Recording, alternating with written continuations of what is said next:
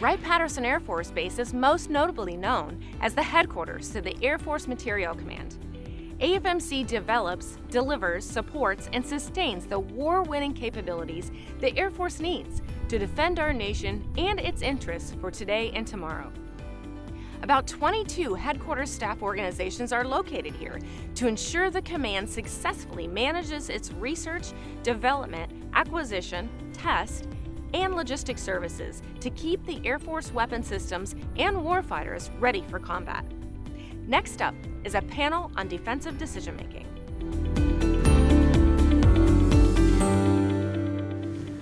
Good afternoon. I'm Jackie Murray. I'm with Booz Allen Hamilton. I'm a principal that's responsible for delivering big data analytics platforms to our aerospace clients. Platforms such as, you heard from Ms. Vidrine earlier, the Air Force CDO Vault Data Platform, or the OSD Advana platform. So I get the privilege today of moderating the defensive decision-making panel. And we have some wonderful panelists. I'm going to introduce you in just a second. But before we do that, really wanted to set the stage a little bit. As we talked about defensive decision-making as a team, we recognize that there's a variety of different components, technologies, processes, procedures, services that can be brought to bear to enable defensive decision-making. And the scope of that discussion is tremendous. And what you're going to hear from our panelists in a few minutes is just where their passions are, whether that's data analytics, or that's data across the supply chain, or whether that's high-end AI or ML, or building out data analytics platforms. But as we look at pulling those together in a cohesive story, we looked at what's going on in the world today. Is there a specific use case that we can rally around? So what we talked about is what we're all seeing playing out in front of us in Afghanistan. And we believe that that's representative of some of the data challenges that we faced in the past, but certainly will carry over into our future also. If you look at Afghanistan and just the sheer complexity, we were in there for over 20 years. It wasn't a 1 year or 2 year or 5 year engagement, so you really had to plan for agility and a changing mission and changing tactics. When you look at the complexity of the community that's engaged, it's not just the US and Afghanistan, but it's contractors, our coalition partners. And then, in addition to that, consider the environment. Oh my goodness, from the frozen mountains to the arid deserts, they're working in environments where you have DDIL limitations, whether that's disconnected or intermittent or limited connectivity. So again, what you're going to hear today is our panelists talking about their passions in the data realm in that context. So we have Mr. Michael Conlon, that you heard earlier as one of our keynote speakers. He is the Chief Technology Officer for Definitive Logic. And then we also have Jeanette Steets. She is the Director of Data Science for Illumination Works. And we have Andy Lloyd, who is the Customer Success Manager for FISNA. And on the line, or on camera, we have Thais Flory. She is a high-end cloud solution architect for Booz Allen Hamilton. So with that, let me transition to you, Mr. Conlon. Thanks very much. So when I had the privilege of serving OSD, my remit was the defense business mission, the defense business enterprise. And it was specifically written that way in the NDAA. Everything having to do with the operations and management of the Department of Defense. Now, you can read a lot into operations and management of the Department of Defense. Where I was anchored in OSD caused me to have my focus on the defense business mission. But here's the fun thing about that. Data is a pretty slippery thing. because a lot of data exists simultaneously in the business mission, in the intelligence mission, and in the warfighting mission. So look at logistics data. Look at supply chain data, whether it's reparables, whether it's bullets, blankets, butter, bandages, you pick it. Much of that data is simultaneously warfighting data and business data. And so I need to know where it is, what it cost me, how recent it was purchased and put on a shelf. But so does my adversary, because my adversary wants to know all of those things about all of those same assets. If it's people, if it's the medical and healthcare, again, my adversary wants to know as much about that as my undersecretaries and my assistant secretaries. So I've got to treat that data in a very careful way. I've got to be alert to the mosaic effect. How much of what the department publishes can be mapped to what the rest of the federal government publishes, can be mapped to what defense suppliers publish, and create a picture that reveals operational postures. That's a real issue. Because if you think about it, what it would take, so I typically put it this way. I call it the Starbucks test. For the price of a grande latte at Starbucks, how much of the data that the DoD publishes and the federal government publishes could you rake into a pile in Elasticsearch and run algorithms over it? Well, all of it. Because it's cheap to do. And if you don't think our adversaries are doing that, you may not be paying attention to the situation. In fact, we know that they are. There's a defense organization called DTEC that is specifically mandated to publish all of the research results that are funded by the Department of Defense. And if you look at the IP addresses, and this is to serve the citizen data scientists of the United States and the research community of the United States, okay? You look at the IP addresses of all the people that go access the data that DTEC publishes, and most of them are not in the United States. Most of them are in China or in Russia or in South Korea or in Iran. But by law, we have to publish this data. All of our spend data gets published at usaspending.gov. And if you don't think the Chinese and the Russians mop that up, you may not be paying attention. And you can reveal all kinds of things that are uncomfortable by getting that data and running algorithms over it. Because again, it's cheap to do. And if you're China, you have a limitless supply of data scientists because of their population size. And you have a pretty good supply of money as well. So my remit was the business mission. The business mission data and warfighting data and intelligence data are all the same data. Now, there's certainly tactical data that's outside of that space, the targeting coordinates, flight plans, et cetera. But the vast bulk, roughly 80% by budget of the Defense Department's data, exists simultaneously in all of those spaces. And so when you look at something like the Afghanistan situation, in particular the recent withdrawal, which is a massive success in terms of logistical exercise. I mean, getting in excess of 100,000 human beings out of there in a very short period of time in a tactically fraught environment. That's an extraordinary accomplishment. But tracking it all, keeping pace with everything that's happening everywhere in a reasonable time, that's a real tribute to the data practitioners inside the Department of Defense. So I should probably pause there and give other people the chance to talk about their space. Thank you. Let's go to Jeanette. Okay, over to me. I'm Jeanette Steets, the Director of Data Science with Illumination Works. We're a small business that's headquartered here in the Dayton area, and we support commercial and government clients with their kind of data transformation needs. I oversee the data science practice and delivering solutions for our government and commercial partners in that space. And so when I was invited to this panel, the data, it was data defensive decision making. The first thing that came to mind is thinking about data-informed decision-making and that scenario about Afghanistan and the rapid withdrawal, which was a huge success as an organization.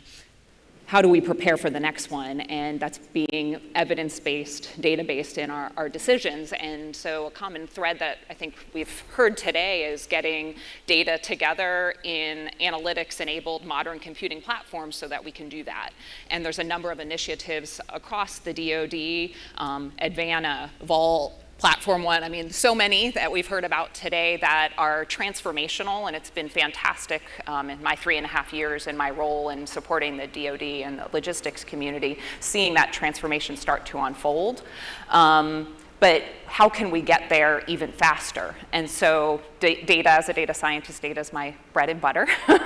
So are there other data sources that maybe we would want to leverage within the Department of Defense? And I know we're leveraging these in pockets, but that exist outside of the DoD walls. Social media data, news feed data, weather data. And so I know there's organizations across the DoD that are leveraging these data sources, pulling them in, processing them. But enterprise-wide, now's the time to kind of think and decide whether we should have a concerted effort to do this in a common place at that kind of enterprise scale, so we're not recreating the same efforts over and over again, make us faster. Also, where can we leverage machine learning that maybe we're not right now or aren't doing it as effectively? And so one thing that I've been fortunate to be part of is using machine learning to prepare and cleanse data for downstream analytics, so quick and enable that data analysis pipeline, that speed to analytics. And I appreciate Mr. Conlon's point made during the keynote that, organizations don't trust what you're doing with their data. So to overcome that, we need to make it very transparent. So use machine learning algorithms to cleanse data where we can, but make it open. And so it's very transparent. Try to enable those machine learning algorithms when you're implementing machine learning error corrections, to make it transparent to the end user, put it in human understandable language so they know why a correction in a data set is made, and put it back in the hands of the data SMEs. But we can't have data SMEs vetting all of their data for us. We need to use modern technologies to get us there faster. And then, of course, to execute, we need to enable analytics to bring together these different data sets and execute the mission. But we need to be doing this now, training our machine learning algorithms with a variety of data sources to understand the manpower needs and various demands that might be pressing on that, so we have the right people at the right place at the right time, for example. But if we wait to train those algorithms, we're behind. So we need to be doing that training now and validating of those models so that they're ready at that point of need. So I think I'll pause there and pass on to Andy. Oh, thank you. So Andy Lloyd, and I can probably guess that some of you are thinking, oh my goodness, there's a Brit on stage. It's even worse. He's a Welsh Brit whose ancestors settled West Virginia for you. So, but I'll come on to a little bit about why I'm here in a few moments' time. But I work for a company now called FISNA, which is short for Physical DNA. And a couple of things just going forward to come backwards, if you like. But think of a future Afghanistan, and that the decisions that impacted the redeployment from Afghanistan this time, a lot of those were affected by things that happened 20 years ago, 15 years ago, through the procurement cycle, how we track things, how we decide we'll deploy, and the size of the logistic footprint. And therefore, if there was something that attracted me to FISNA, it was the ability to put some of those things right. And I will come on to that in a few minutes' time, because it is so important the decisions we make now and our adversaries are making now will affect how competitive we are and what advantage we have as we go forward. And one of those other little tabs I would put in there, and I heard a couple of fantastic bits from Mr. Eyre earlier, were silos versus collaboration.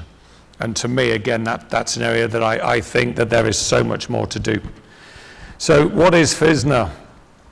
Well, it's a company that by using using geometric deep learning technology and proprietary algorithms enables us to understand, map, and compare 3D models and index them based on their geometry. This rapidly presents a 3D search capability, but it's also a 2D to 3D conversion and search capability. And in turn, therefore, that's where I see the options where we can leverage the supply chain, production, maintenance, and sustainment. And I've already seen, as I've gone out to industry, eyes pop open when they see that and what it can mean to their advantage out there. And so who am I? I did mention that a little bit earlier. One of those things is I just concluded a few months ago 34 years service in the Royal Air Force. My last 5 was spent in the highly privileged position of being the UK exchange officer in the US Air Force Sustainment Centre. As the British Air Attaché put it, Andy, you're an American officer, you just speak with a weird accent. And that's how the exchange program works, which is absolutely fantastic. My core roles within the AFSC, and you can ask General Kirkland to his detriment, but he gave me the strategic plan to run, but alongside that, strategic partnerships with Boeing, Lockheed, Northrop, and to an extent Pratt & Whitney and other engine manufacturers as well. But to enable me to support my leadership, one of the tasks I was given was to look at the implications of accelerate, change or lose from General Brown and how that would affect us. And clearly to that, again, one of those messages I take is you either jump on board the innovation train or you're going to be left behind, because countries out to the east are doing that and doing it fast. So again, something that means a lot to me. So now, why do I believe in 3 technology and in what I'm employed? Well, one look at the challenges facing the Air Force today. I talked about near-peer competition, the immense challenges of the supply chain out of COVID, trade disputes, scarcity of resources, unreliable resources, and then think who owns some of the places where those resources come from. But we've also got the cost of procurement, the need for options, the need to be able to sustain better, smarter, and also to keep our MRO going, and again, to give options there, which is why listening to the digital campaign, to the factory of the future, and more of that I know tomorrow has been, again, to me, it's warming to know that that's the direction that we're taking. But what I would ask is, and I know it's rhetorical to this audience because I've kind of heard a lot, but do we intend to embrace the world that is becoming increasingly 3D? Do we see that in 20 years' time, the digital world will be 3D? And that advantage will lie with those that embrace that 3D search in their operations. And again, as a loggie, I talked about it, think of the future Afghanistans, think of those doing field maintenance out there, think of those running the supply chains, think of those that are going to be clearing down airfields and places as we come out of those. That to me is incredibly important. And again, I heard today mentioned about, as well as we develop new things, augmented reality, but also using additive manufacturing as well, and coupled to me with the 3D search capabilities and 2D to 3D, the options are going to be enormous as long as we are ready to take them. And so the final bit that I would mention here in just that opening bit to me, I'm a loggie by background, but I was unbelievably fortunate to listen to the guy who I believe is called the father of the digital twin, Michael Greaves, a couple of weeks ago. And he gave some incredible words of wisdom in that one, in which he talked about, and let me just exactly find what he said, we must recognize and exploit where the investment in information reaps benefits that far outweigh the cost of wasting resources, time, lost productivity, and lives. And in all of those areas, again, that's where I think that jumping on that innovation train means so much to me and the future. And I'll stop there. Thank you so much, Andy. So, Thais, let's jump to you. Thanks, Jackie, and good afternoon, everyone.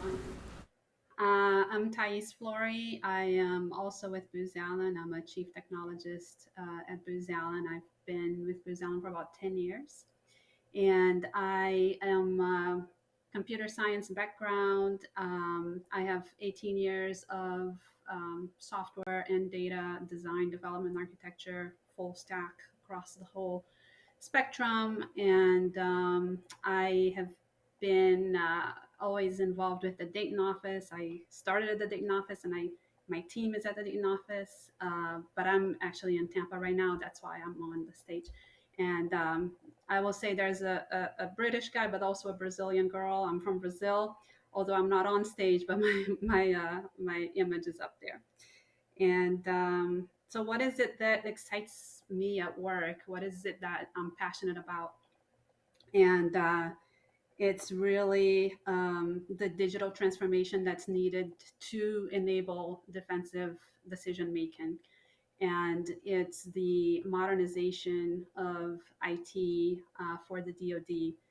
And it's really combining modern technologies like data fabric, data mesh, data ops, service meshes, microservices architectures, zero trust architecture, all of these things combined, from the infrastructure and security all the way to the applications and data.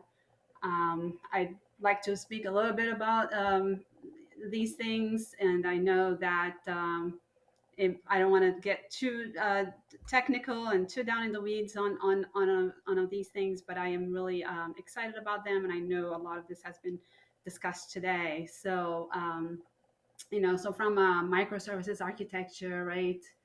You have heard what has been said: "Thou shalt do object-oriented programming, and thou shalt implement SOA, service-oriented architectures." And I'm not the authority on this. So, but here we are. So I say to you that if you're still doing monolithic object-oriented applications, and if you're still employing big COTS middleware to enable integration of endpoints and data and applications, then you still have not achieved reuse and fast deployment delivery of capabilities. On zero trust, again, people tend to think that's an infrastructure security thing, but it's really about data. It's about protecting your data and your resources. So from identity, credentials, and access management, that's a key solution that needs to be addressed before we can really fully integrate. Right, and encryption and authentication authorization and data access policies as part of your metadata and data governance. And then data ops and how that relates to DevSecOps and to MLOps, and how it's really just it's EDM on steroids. Enterprise data management on steroids is data ops, right? It's the automation of EDM. So I'll go ahead and stop there and hand it back over to you, Jackie. Right, thank you, Thais. So I have a few questions for you, some coming in from the office, and just based on what you just shared, I have a bunch of my own also. So Michael, I'm going to start with you. So certainly with your experience at OSD, you came in contact with the demand signals for joint and coalition partnerships, exchange of data. Can you talk a little bit about the unique data challenges presented there in those joint and coalition partnerships and some ways to overcome some of those? So the joint and coalition partnership data challenge was a macrocosm of the intra-DoD challenge as well. And we actually heard a number of the panelists in several of the earlier panels talk about elements of this. One is the sheer heterogeneity of the data within the department itself. There's ambiguity in the data about the data. So let me acknowledge that ambiguity by saying that there's more than one place where you can go and ask, how many systems does the department have? How many IT systems? And you will get more than one different answer because it's defined differently in each of those sources. So we'll take one of them that says that there are roughly 2,800 application systems in the Department of Defense, each of those being comprised of 8 to 20 discrete software applications and 8 to 20 data sets as well. So do the math, and what you have is a real sprawl of data even within the department itself. So sharing, as you heard in the other panels, sharing data between silos within the Air Force, let alone across the department, is a non-trivial challenge because of this wild heterogeneity. And we also heard from the last panel, it was, I want to say Mr. Ayer, who talked about some of those challenges, and I might have equipment over here and the exact same equipment over there, but that doesn't mean I can do the same things with them because we set them up differently. Now you multiply that by the 5 eyes, right? So us plus Australia, New Zealand, Canada, and the UK. So that multiply literally by 5, and now you add coalition partners, and it's not so much multiplication in terms of the number of combinations and permutations. It starts to become an exponentially difficult problem. So now what do you do about this? How do you solve this problem when you have such heterogeneity of your data and of your metadata? It was Dr. Kuhn in the last panel who made this comment about the tension between standards and innovation. He didn't quite say that they're the opposite of one another, but in my experience, they often are the opposite of one another, so I'll say that. But they needn't be. The reality is they needn't be for 2 reasons, and I'm going to talk about one of them, and we heard Dr. Steitz already talk about the other, and I'll come back to that with an invitation to you in just a sec. The part I'll talk about is this. It's the way we implement data standards that is, in fact, the barrier to innovation, because inside the federal government, inside the DoD, and including inside the Air Force, we implement them as DOTIs.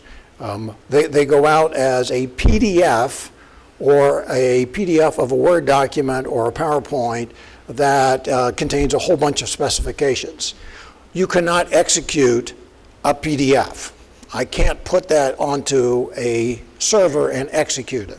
What I need instead is executable code, or at least compilable code, supported by test data and test scripts, so that anybody that wants to implement that particular standard can do it, and preferably they're doing it in runtime, so that as that standard evolves, and all standards evolve, we are constantly mutating the underlying data source to keep up with the standard. But if I don't do that as code, or if I don't do that as machine-readable metadata, then I have put a ridiculous propagation delay on any adoption of a standard or any evolution of a standard. And I'll give you a specific example, which is SFIS.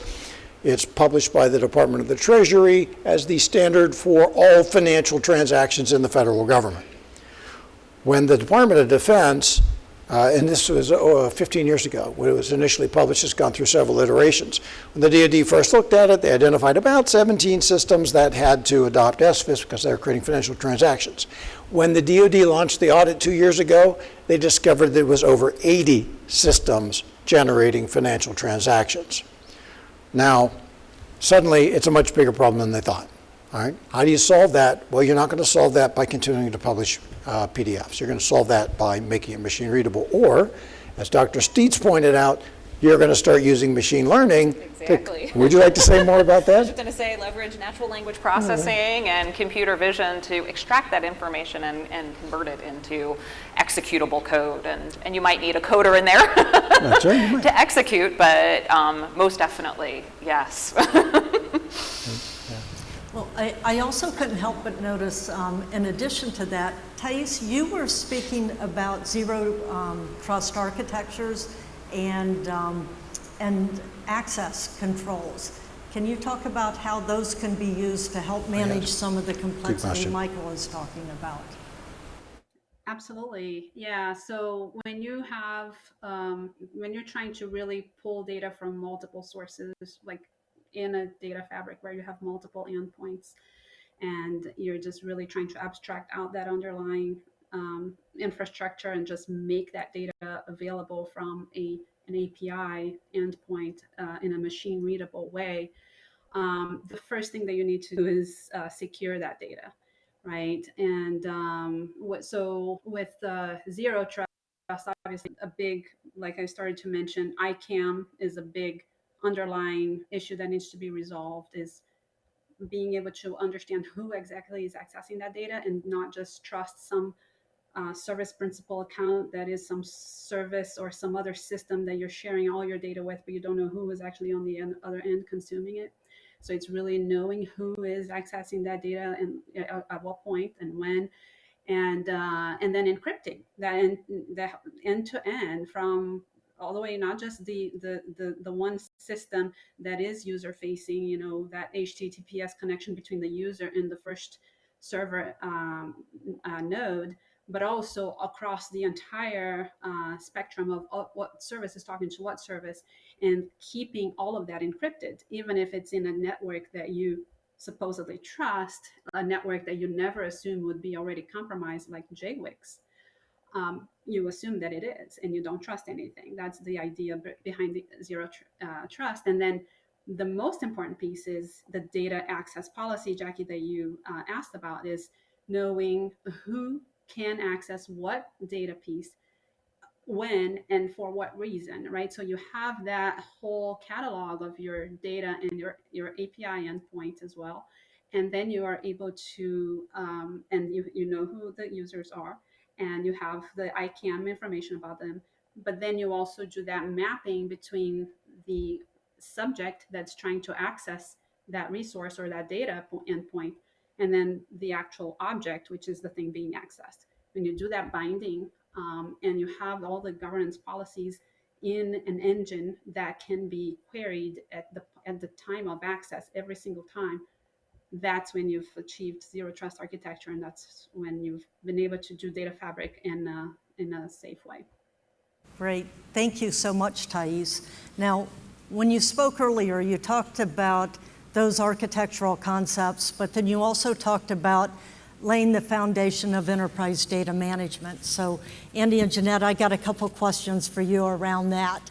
So Jeanette, you talked about the need for data profiling and the data quality assessments. Can you elaborate a little bit more about how to employ machine learning to automate some of that? I know that can be incredibly labor intensive. It can. I mean, industry studies, like average data scientist is spending 60% or more of their time on that preparation and cleansing task. And in the DoD, that data science support, your ops research analyst support is so limited. And so you want to leverage that where you need it. You need them to build your machine learning models, your simulation models. You don't need them to cleanse your data.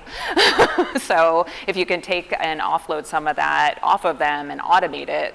And there are COTS tools that can help the cause. I will say, like from personal experience, one use case example, those tools are great in certain areas, but they don't do it all. And you have errors in data sets and critical data elements where they're not violating business rules, they're not violating metadata standards that some of these COTS tools might be picking up on, but there's erroneous data and it's driving bad mission decisions, it's driving bad readiness understanding.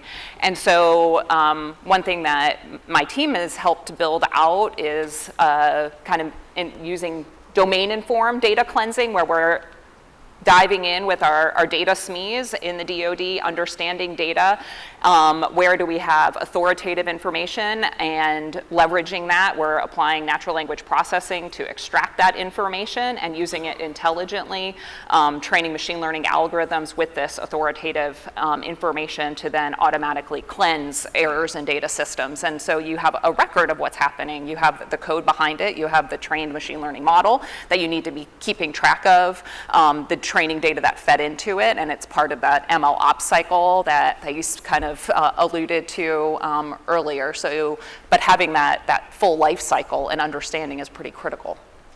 Thank you. So when I think about the concept of full spectrum enterprise data management, of course I go to DMBOK first, and we look at areas such as master data management and metadata management, the data quality, data profiling, and the rest of those components. But it seems like on the foundation of much of that is knowing what data you have, where it's located, what format it's in, and having a data catalog that you can search and get to the right information. So let me jump to Andy for a second. So Andy, you talk about data a little bit differently than maybe others. You're focused very much on 3D drawings and rendering, and can you talk for a second about cataloging that information, the searching, and how you actually access the data that we have cleansed and profiled and have good quality? Wow. I can do my best to, certainly, yes. I guess where I would look at first, and I guess there's some context behind your question, but traditionally, there are teams of data scientists that would be working with tons of data and complex machine learning algorithms to build up the kind of 3D solutions that we'd be talking about. But I think what you're doing here is hitting on the key value proposition of FISNA, if you like, and I hate to sort of bring that bit up, if you like, but it's that FISNA has been focused on this space with the engineers, and it starts with 3D geometric search.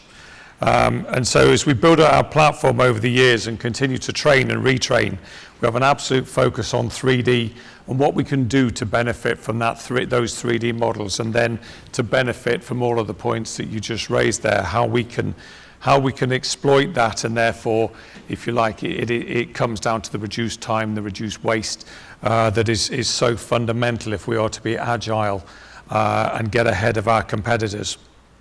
And that said, though, the more data that is provided, the more into FISNA, clearly the better it's going to produce for you the alternatives and the options and the agility that you need. And I hope that answers your question. Absolutely. Thank you.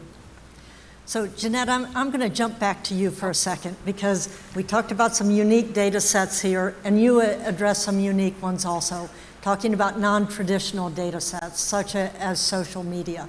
Are there unique challenges in working with those data sets, and how do you overcome those? How do you exploit those to really help drive the defensive decision making? Great question. So social media data is a beast, but we all live in this social media world. You know, it is for a lot of people their information source, and I can kind of talk to social media data from the commercial side, working with commercial clients, our retailer vendors. They are tapping into that social media data to understand their customer sentiment. What are they putting out there in tweets, so they understand and then, you know, can appropriately target their marketing campaigns. And so we as a company have kind of helped with that with some of our commercial clients. But I recognize in the DoD, social media data, I'm sure, is leveraged on the intelligence community. And I've heard of it in other pockets, but there's a lot to consider when you're ingesting that data. So there's the cost. So not all social media data is freely available, so there could be that cost to ingest it. There's also just kind of the resource cost. Not everyone's skilled at building or connecting to those APIs, pulling in that data and processing it. You have textual data in social media sites, you have image-based data in social media sites, so it requires kind of that specialized skill, that data science skill, to extract that information into actionable information for the computer to use. And in thinking about like the scenario you started us with, Jackie, with that, you know, rapidly unfolding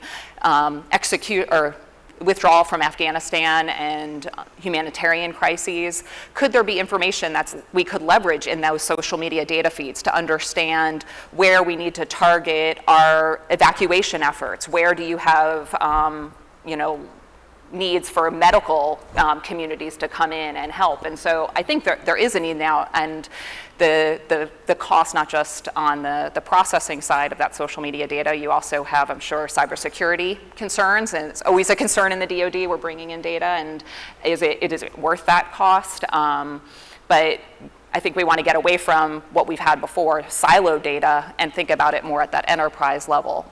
Don't have pockets of communities processing the same data over and over again, but think about it holistically from that enterprise view. Do you mind if I chime in a little bit on Oh, that? please do. If I may. Everything you said is spot on, and I'd like to build on it if I may, Doctor. The additional challenge of social media is that so much of it is from a wide range of sources, including bots, software bots, who are specifically online to generate disinformation and foment dissent and argument. So much of it comes from human beings who have adopted a specific opinion on a partisan matter or on a social matter and are there to beat their drum, or they are people who behave as trolls behave. And so much of it is infused with prejudices and opinions about other groups that fundamentally are unsustainable in the light of day. But if you train your algorithms on that content, then your algorithms learn to accept racist opinions, sexist opinions, et cetera. And that's part of the problem. And it gets compounded by the fact that we as human beings are perfectly capable of being incredibly dry in our humor, or incredibly sarcastic in the way we express ourselves.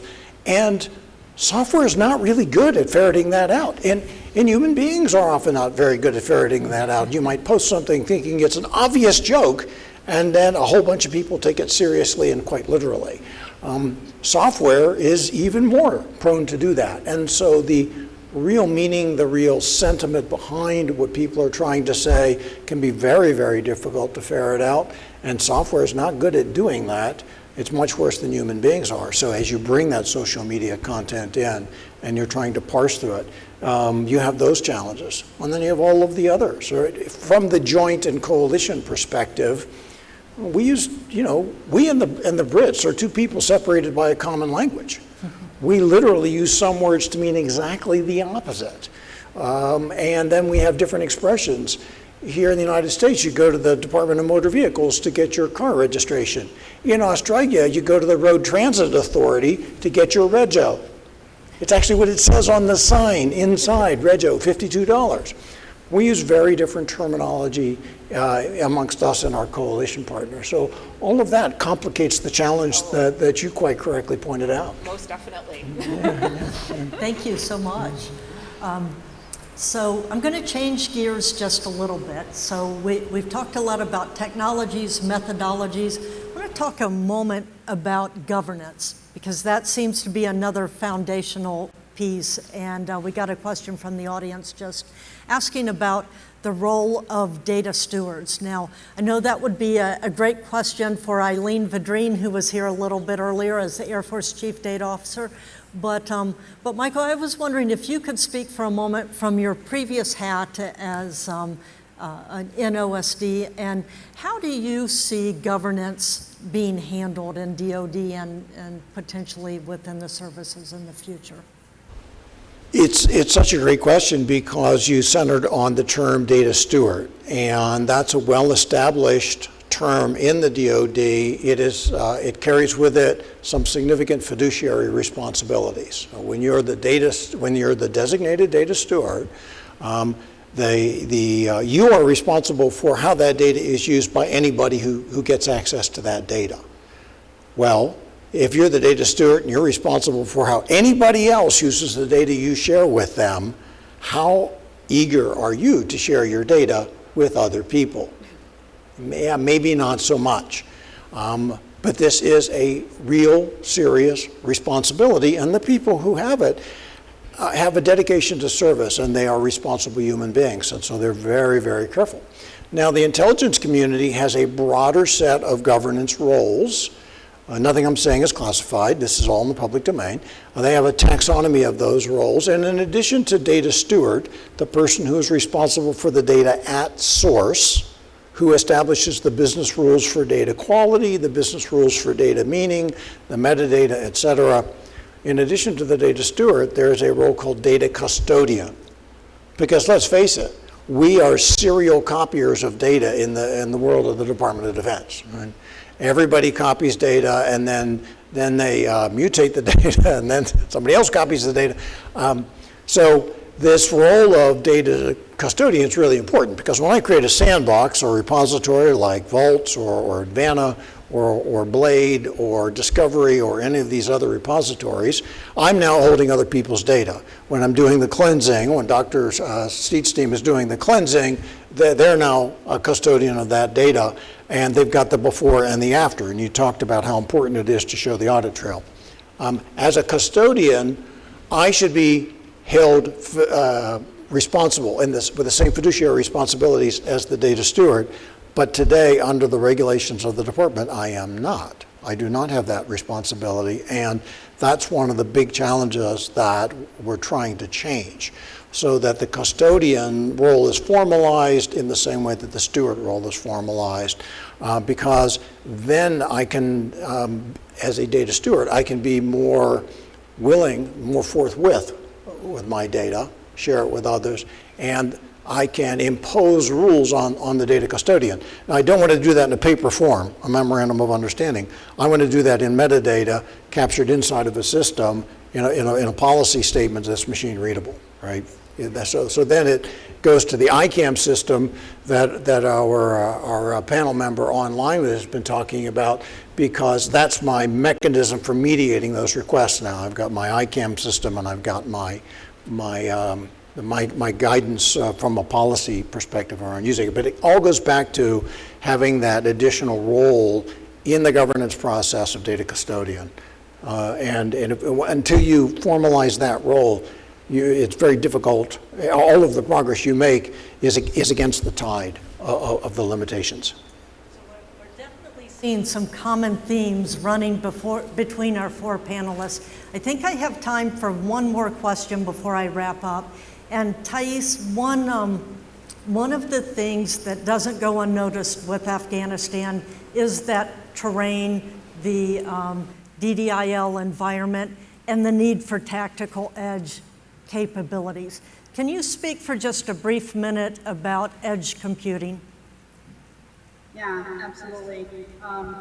Again, from dealing with terror, basement terrorists, all the way to well-established world powers like China, and everything in between, like the Taliban, that's now having to inherit the government and figure out how to do that. We have too many different types of enemies that we're dealing with, and we cannot assume that everything is going to be just on-prem versus cloud, right? And it's all CONAs or even OCONAs, continental situations. At the tactical edge, where we may be, in the battle space, right? So, talking about JADC2 and ABMS, what are some of the difficulties, like you mentioned, Jackie, the DIDL situations, right, with degraded or limited bandwidth or completely disconnected, aircraft that may be on an aircraft carrier somewhere out at sea, or a squadron that's been deployed out in the middle of Afghanistan somewhere and has like this little compute resource with it.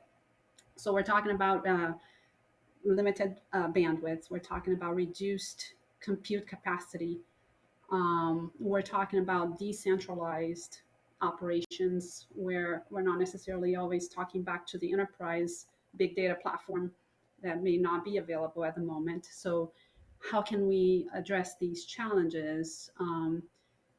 So obviously from my background as the previous chief architect for Vault, and now in my support role in the F-35 community, we have that, that type of concern. How do we get the tactical edge factored in, and how do we keep that infrastructure as code and configuration as code, that automation that we're trying to do in continental locations, consistent all the way to the tactical edge, and then have it empower it to be self-sufficient. So a big concept is the smart edge, right? It's the paradigm where you start pushing compute to the edge, because the edge is where the battlefield really is, and it's where the data is being generated from sensors and speaking of data streaming,